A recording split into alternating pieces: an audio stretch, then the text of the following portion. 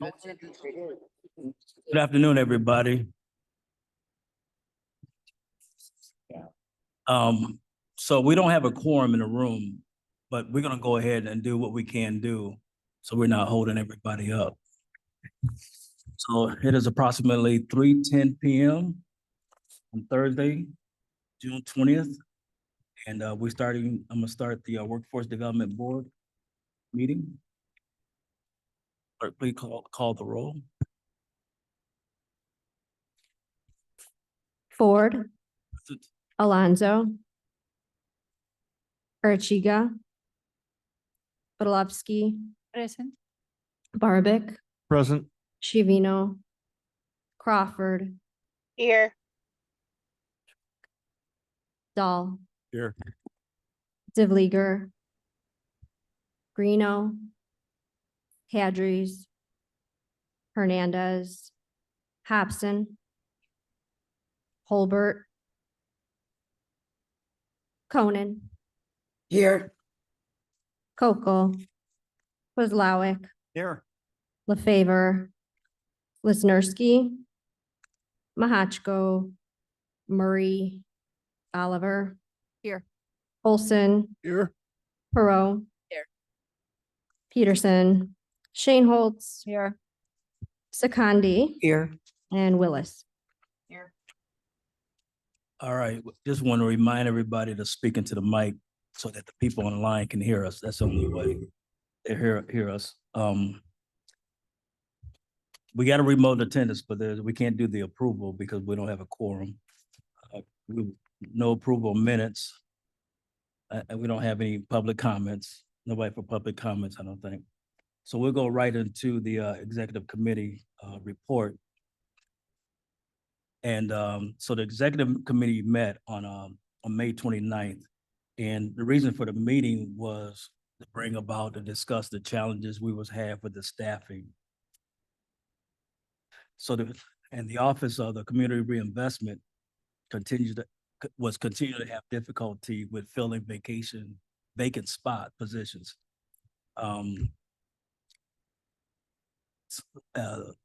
Staff have reported that Kane County has put limited regards. So what was happening was that according to what the county was trying to do, an overall review of HR policies, it was restricting even those positions that were paid for by grant. So the good part about it was that we have more than one department at the county level that had the same situation.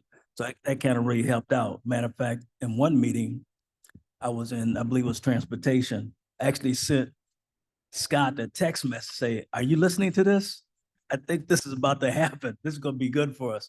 So, so with transportation passing the same kind of format that he wound up following,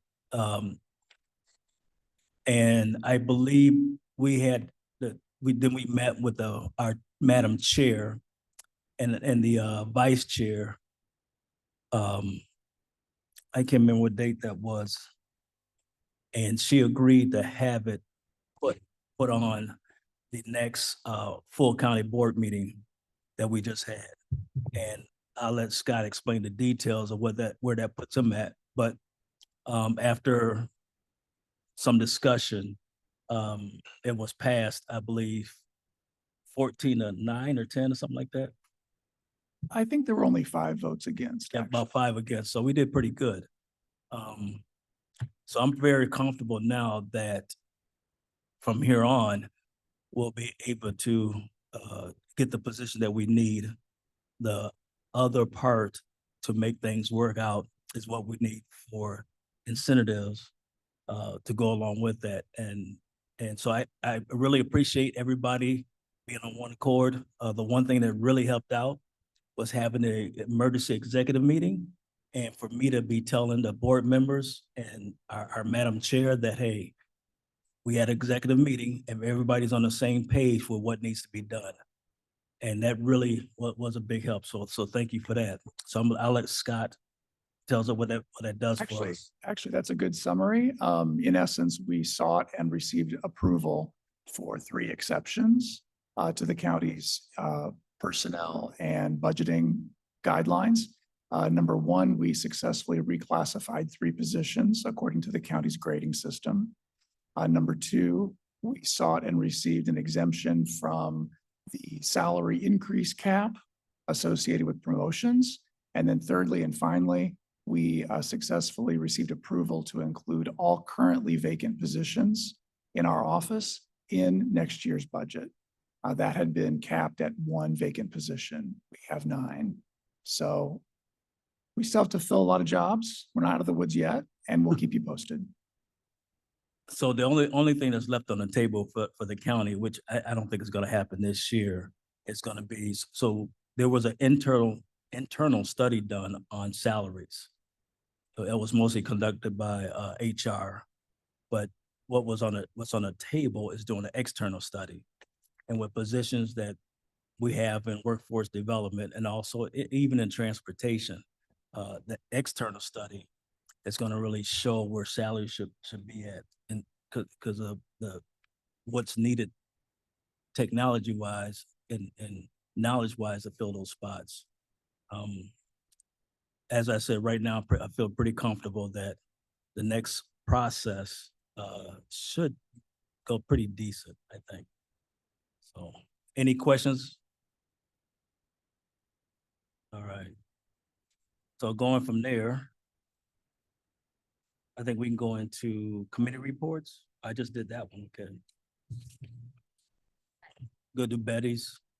Well, do you want to do the recognition? The one person isn't here yet. Maybe it would be just as well. You want to wait, well, are they planning on Next. coming? They plan on coming from what I So we can wait if you want to do, understand. Give them a little more time because they're located in DeKalb. There's a lot of Okay. construction going Yeah. on and they may be running into a problem. So we have some other business and we could do that first probably. We are also expecting a representative from the Housing Authority of Elgin, who I don't see here.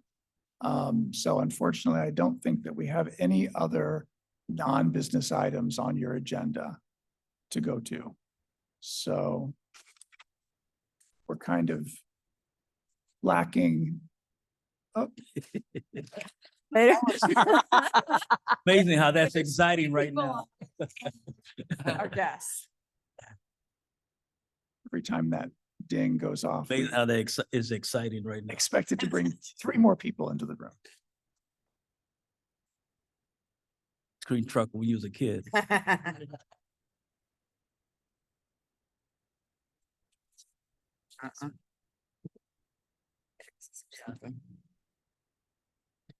I think the one thing that we could inquire with you about today is that I believe we have 4 members of the executive committee, including yourself, Mr. Ford, in the room.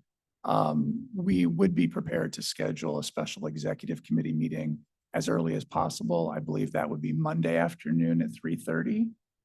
Would be, guess we could do that, to take action on behalf of the board. And that would work for me, so. So I think I'd like to poll the other 3 executive committee members, starting with Dee Oliver, who's checking her calendar right now as we speak. At what time? 3:30. 3:30? 30 on Monday afternoon. Okay. Mr. LaFever, Right. on Holtz. Okay, so we have. Oh, and Jolene is online. Correct. Can I participate by Zoom? So we have 4 people. If you could all be here in person or at our Batavia office, might be more convenient. Then we could bring Jolene in via Zoom and have 5 members of the committee present. I can do Zoom. All right. So. So anything else that you want to bring up, Scott? All right, so we'll go ahead and do the one presentation. And I don't know if there's any other questions or comments anybody like to make. Why we go ahead? I had a question about one of the actions. Is that okay to ask? We're always happy to answer questions. Yeah, we can answer questions, yes. Okay. It is on action 4, I believe.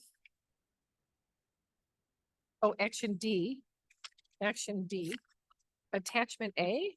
I just am not familiar with the demand levels, so I understand they're being included, but I wasn't sure. What There's, page are you on? sorry, 11. All right. Just was wondering, some things are demand level 5, demand level 4, demand level 1. What is the range?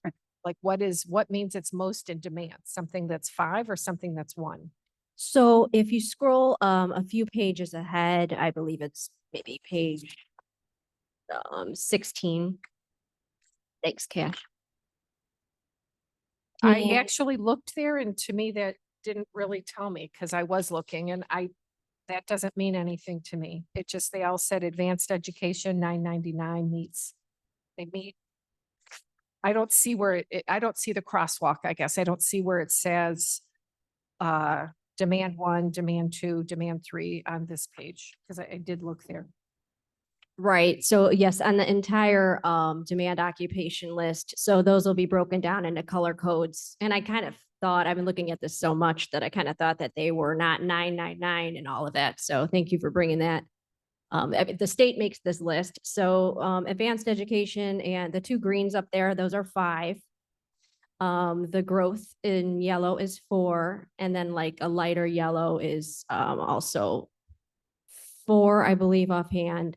And then, so the different colors are, it's not coming across on this screen, but statewide priority is orange.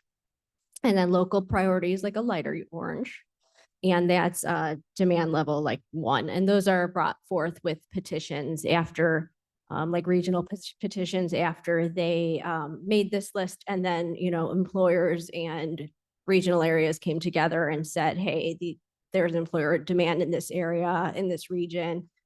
Because it is a statewide list and you have to do a little bit more thorough explanation when you're having a participant in front of you as to maybe why this is not in demand in this area.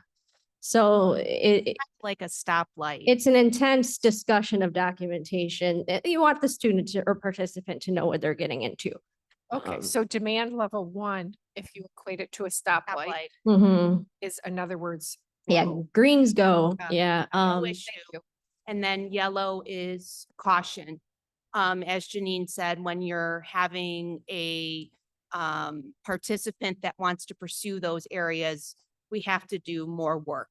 We have to explore the labor market and make sure locally there's a demand and it aligns with your skill set and background. And then red, it's just not allowable at all. Thank you so much. All right, any other questions? I think we have both people here for the, Yes. so let's do that.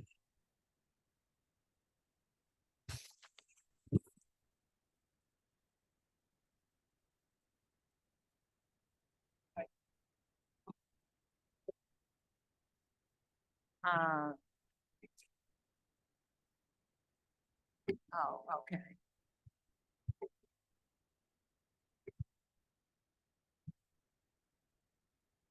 If we're still waiting on someone to arrive, maybe we could recognize Patricia Williams of the Housing Authority of Elgin.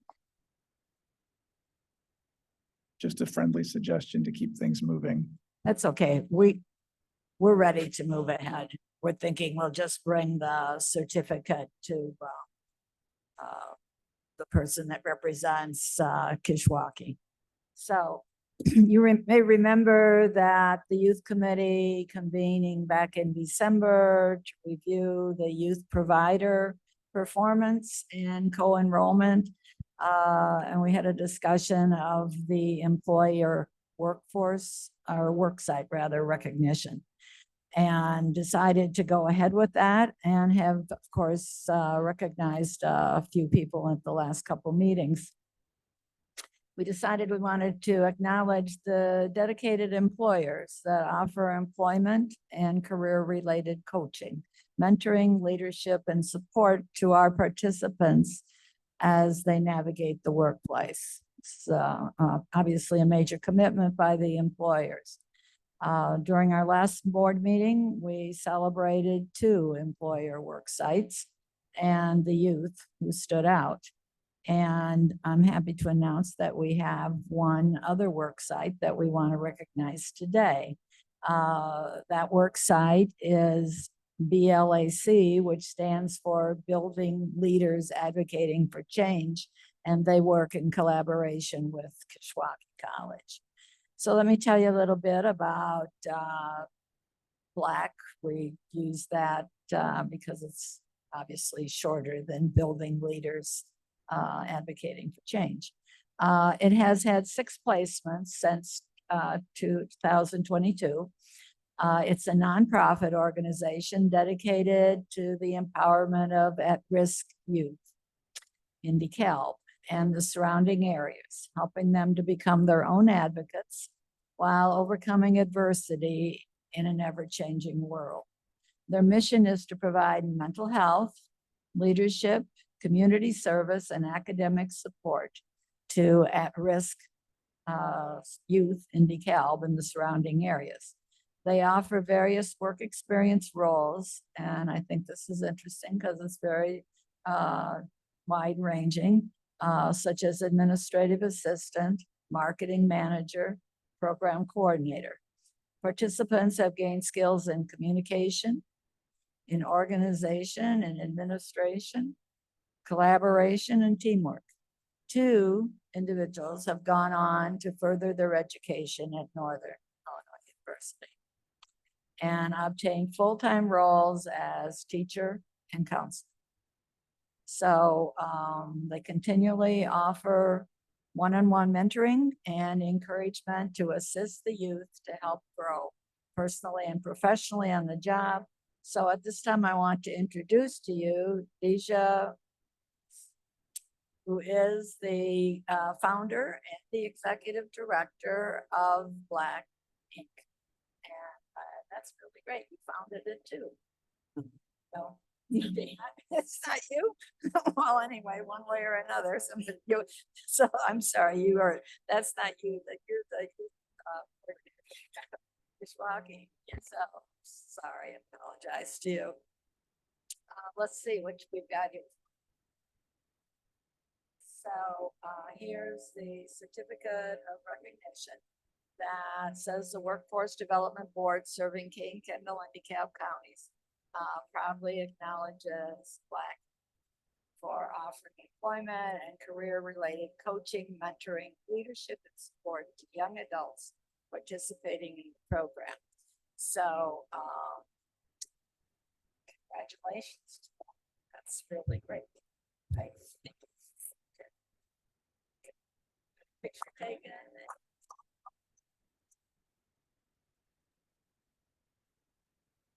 Guys so much. As she mentioned, I'm Paige Ramirez. I am the coordinator for the VOA program at Kishwaukee College. It's a really great feeling to be recognized, especially since I'm also created the work site. I work really closely with Tiffany. So I will accept this for her on her behalf and stuff. So like you said, we have wide ranges of work opportunity, different titles, and we're actually working on a couple more. So there's just really great collaboration, and not only on her part, but also to the community in general. You know, just the word of mouth has what connected us to create this amazing work site. So excited to see it continue to grow. So thank you guys. It's great. More ideas like that. So.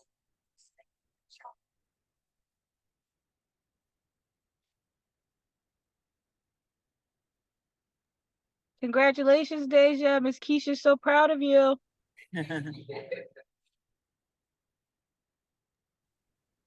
Yes, congratulations, Deja. This is Lucretia with Kishwaukee College, and feel more horrible for not being there today. Oh, wow.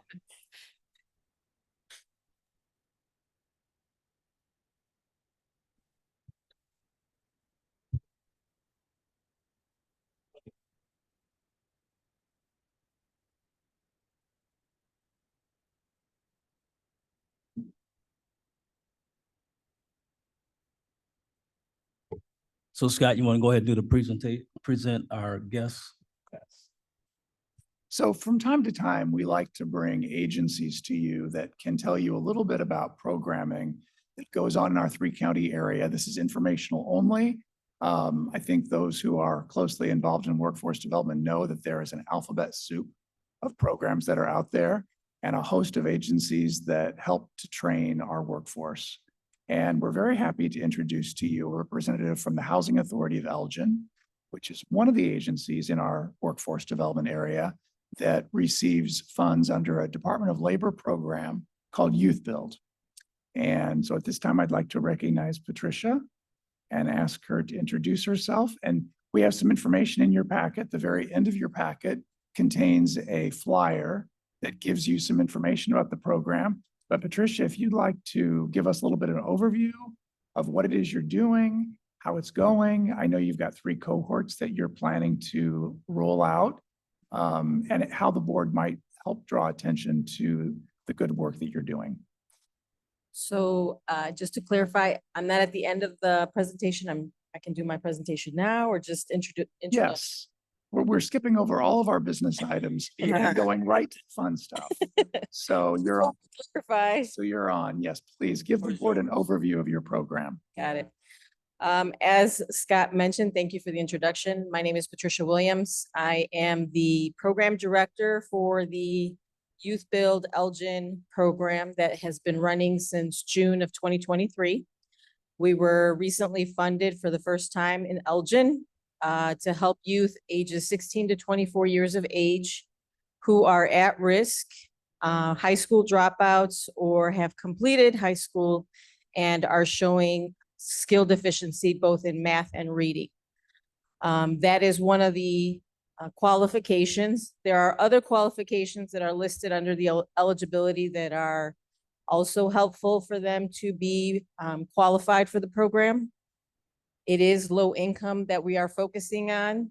So we are doing a lot of outreach in our community. The grant was written to serve specifically the city of Elgin, but word has spread and we are serving students or youth from Streamwood, Carpentersville, South Elgin, and now Elgin as well. So we have recently started a cohort that started Monday, June 17th, this week. And we were able to, they're in their orientation of 9 days. So we can't state that they will be fully enrolled until the end of the 9 days. But we did have 8 additional participants that are interested in the program. Let's see, we have partnered with Habitat for Humanity to help build low-income housing for our communities and for our youth to obtain hands-on experience. We are going to both Elgin and Carpentersville home sites to help build those homes. That's giving them hands-on experience for possibly moving into the direction of a trade, if that's the interest of the youth. Additionally, we will be introducing a 9-module where they will be receiving more specific skills online to be able to obtain a pre-apprenticeship certification through the NCCER program. Now, please don't ask me for what that acronym stands for because I haven't memorized that yet. Also along the lines is leadership development, which is one of my favorites. Usually we don't see financial literacy, mental health. We do see fitness, nutrition, civic engagement, and volunteer opportunities that we have woven into leadership development. So that's something that we are fairly proud of because we're exposing our at-risk community to be able to hopefully be financially stable once they leave our program. We're working with KCT Credit Union to expose them to budgeting, real life experiences on buying buying a car or even opening up their first checking or savings account. So those are unique experiences that we've been experiencing. We do work with a local psychologist who is working with them to really start digging deep on values and understanding that their barriers don't define their future. So those are things that we're looking to continue on. And as Scott mentioned, we are planning on doing 3 cohorts within the next 3 years. It is a 3-year grant. So thus far, we've only served 13 out of the 75, which is our goal. So appreciate any help in continuing to promote this program that some of our youth are skeptical about because it has not been heard of in our community county. We do share the Kane County region with an Aurora program as well. So we do have efforts on the north and the south end of county. Let's see, what else can I talk about? We have currently enrolled 69% of our youth in our Penn Foster equivalency diploma program. And we have 3 youth that are within very close proximity of completing their education based on the transcripts that we've received from their high schools that they've either dropped out of or have moved out of based on whatever circumstances they reached in their life. So we've got about 45% to 75% close to completion within the last 6 months that we've been doing this. So we can call that small success.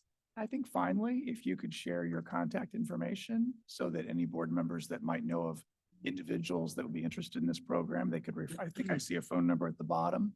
Is that Sure. in fact your phone number or is that a fax number? I believe that is a fax number to the Housing Authority. I can leave business cards with you all here if you'd like. That would be do great. that. Thank you very much. What our greatest needs continue to be is we are looking for an academic tutor that can be in the classroom with our students or participants who are taking their online classes. If they need more specific, if they have questions related to a subject matter at hand that they can be guided to. Also, with the skill deficiency remediation of math and reading, it is critical for us to have an instructor that can deal with a population that is at risk and more importantly, at different multi-level of learning. I know Elizabeth knows a lot about that. So that's considered adult basic education. Let's see, what else can I say? Another immediate need is construction trainer. We do not currently have a construction trainer with maybe a certification in OSHA, because that's another certification we'd like for them to walk out with is an OSHA 10 certification as well as CPR. So if any of you in your network have any of those 2 possible references, please share those with me. And lastly, there are specific board members I'd like to circle back to for some further conversations on how we can work together on obtaining, securing jobs for them, because the main goal of this program is job placement, either in post-secondary education or in any of the trades or any other sector that their interest piques. So it doesn't necessarily have to be a union or a trade. It could be that they want to further their education in accounting or become a CPA or I don't know, there's other manufacturing fields or the green energy field. So we'd like to make sure that we continue to build our network so that we can continue to connect the participants as needed. Any questions for me? Any questions? All right, we Thank you. thank you. Thank you. Appreciate all that you do. Our programs. So if there's nothing else, we make That's it.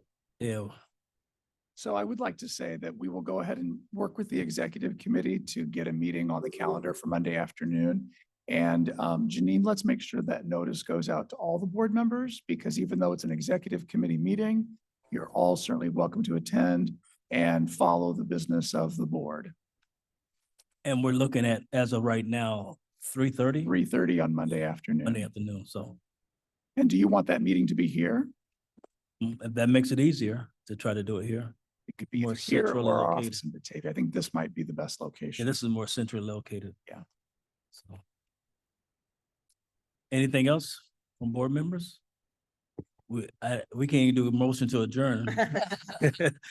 So thank you for coming out. Thank you for your time. We'll see you next time. Thank you.